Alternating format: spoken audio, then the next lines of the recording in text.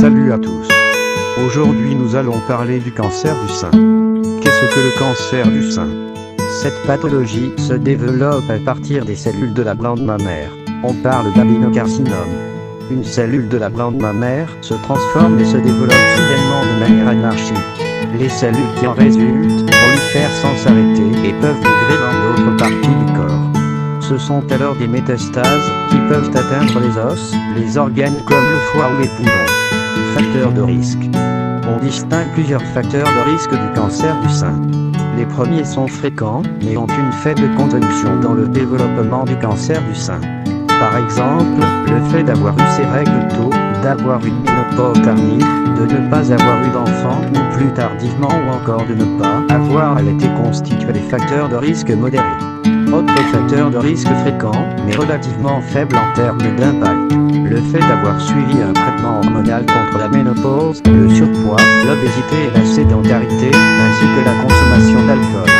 On distingue un autre sous-groupe de facteurs de risque, ceux qui sont moins fréquents, mais qui jouent un rôle important. Il s'agit des facteurs génétiques. Les femmes porteuses des gènes BRCA1 et BRCA2 peuvent avoir jusqu'à 70% de risque de développer un cancer du sein dans leur vie. Mais cela représente moins de 5% des cas parmi les patientes. L'hérédité joue aussi un rôle. Les femmes ayant eu des antécédents de cancer du sein dans leur famille sont plus exposées. D'autres gènes, BRCA1 et BCR2, plus rares peuvent aussi être impliqués. Il existe enfin des facteurs très spécifiques, des facteurs niches. Ainsi, le fait d'avoir été irradié au thorax pendant l'adolescence après un premier cancer augmente le risque de développer un cancer du sein à l'âge adulte. Quels sont les symptômes? Masse dans le sein, boule au niveau du sein, est le symptôme le plus évident. Mais actuellement, grâce au progrès du dépistage, on détecte les cancers à un stade de plus en plus précoce, sur la mammographie, avant même qu'apparaisse cette masse. De manière plus rare, on retrouve d'autres symptômes. Déformation du sein, rétraction du mamelon, écoulement mammaire, changement de la couleur de la peau autour du mamelon, ganglion à l'aisselle. Comment dépister un cancer du sein? Le cancer du sein fait l'objet d'un dépistage organisé par les autorités sanitaires. Toutes les femmes de 50 à 75 ans sont invitées à réaliser une mammographie tous les 2 ans. Cette mammographie fait l'objet d'une double relecture radiologique, afin d'éviter de passer à côté des cas. Ce dépistage est intégralement pris en charge par la sécurité sociale. Les femmes ayant un risque élevé de cancer du sein peuvent bénéficier d'un suivi spécifique adapté à leur situation individuelle. Les recommandations indiquent que l'on doit orienter les patientes à risque dès l'âge de 25 ans vers une personnalisation du dépistage. Les consultations gynécologiques sont aussi l'occasion de se dépister, grâce à la palpation mammaire. Les femmes peuvent également pratiquer l'autopalpation afin de détecter une éventuelle masse. Stades et métastases. On distingue 4 stades de cancer du sein. Le premier stade, I, correspond à une petite tumeur de taille inférieure à 2 cm, sans atteinte ganglionnaire. Le second stade, II, correspond à une tumeur dont la taille est comprise entre 2 et 5 cm, ou l'atteinte d'un à 3 ganglions axillaires. Le troisième stade, II, correspond à un stade localement avancé, avec une tumeur de taille supérieure à 5 cm, ou atteignant le port plus de 4 ganglions.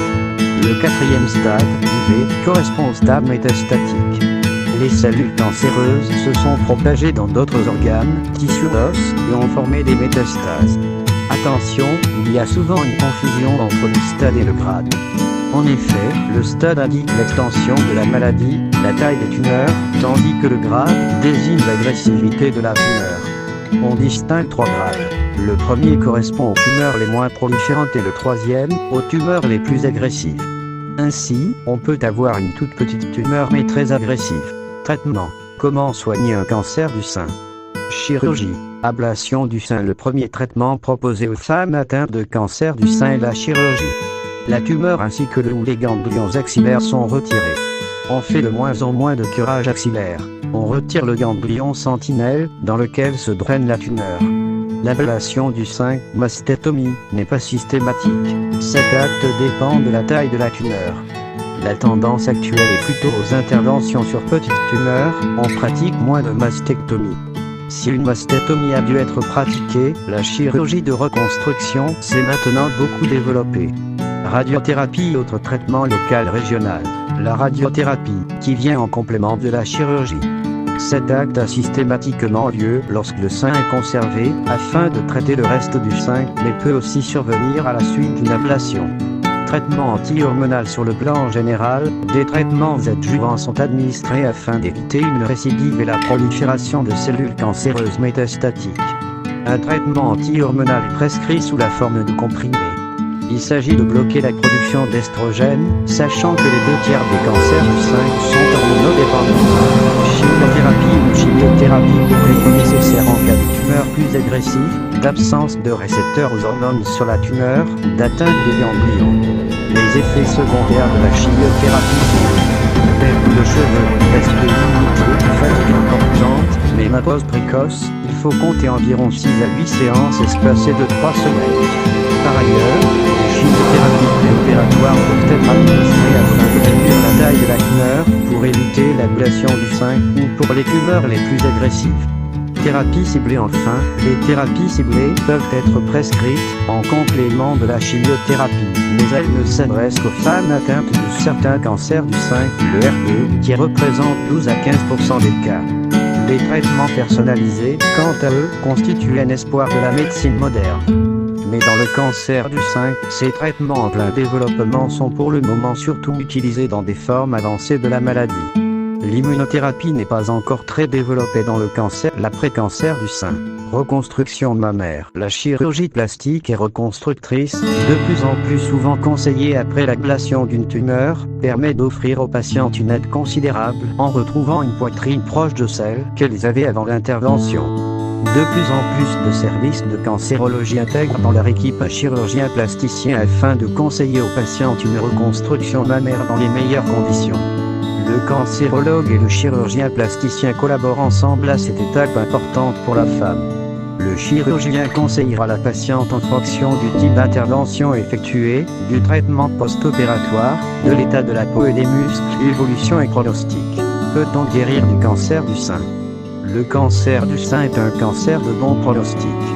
C'est en tout cas l'un dont la mortalité est la moins élevée, du fait d'un diagnostic précoce. Les survivants à 5 ans sont les plus élevés pour les femmes de 50 et 60 ans, 94%, et légèrement inférieurs pour les femmes de 40 et 70 ans, 92%. Les taux de mortalité en excès chez les femmes de 80 ans sont supérieurs à ceux des autres âges, quel que soit le temps écoulé depuis le diagnostic, avec un écart maximal immédiatement après le diagnostic. Ce phénomène traduit probablement la découverte plus fréquente du cancer à un stade métastatique chez les femmes plus âgées et l'existence de comorbidités qui peuvent empêcher des traitements curatifs ou induire des complications post-thérapeutiques. En dehors de la phase initiale de traitement, le taux de mortalité en excès atteint un maximum entre 2 et 3 ans après le diagnostic, période à laquelle se produisent classiquement les rechutes précoces. Certains cancers du sein très agressifs gardent un mauvais pronostic.